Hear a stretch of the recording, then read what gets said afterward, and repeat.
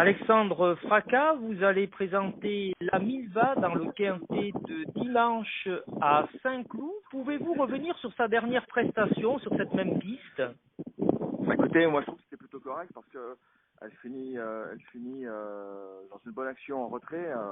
On avait un très mauvais numéro de corde, donc il a fallu la reprendre en partant. Elle s'est retrouvée quasiment dernière en traînée droite sur un terrain qui, à mon avis, était un peu trop souple pour ses aptitudes, et également dans une course pas très rythmée. Et en plus avec 58 kilos, je crois, elle avait. C'est quand même pas mal ce qu'elle a fait. Donc moi je lui renouvelle ma confiance. À partir du moment où on a un bon numéro dans les boîtes, bon ça on saura que demain, mais j'espère avoir un meilleur parcours et du coup un meilleur classement. Oui, donc pour vous, ça veut dire qu'elle est rendue maintenant en 38 de valeur, mais elle reste compétitive alors dans les handicaps. Alors, compétitive pour les places, je pense. Pour la gagne, là, c'est peut-être un peu plus compliqué. Mais bon, c'est une jument qui est en plein progrès, très tardive, qu'on a respectée tout au long de l'année de 3 ans et qui vient bien maintenant à maturité. Donc la dernière fois, je pense qu'il faut effacer cette contre-performance.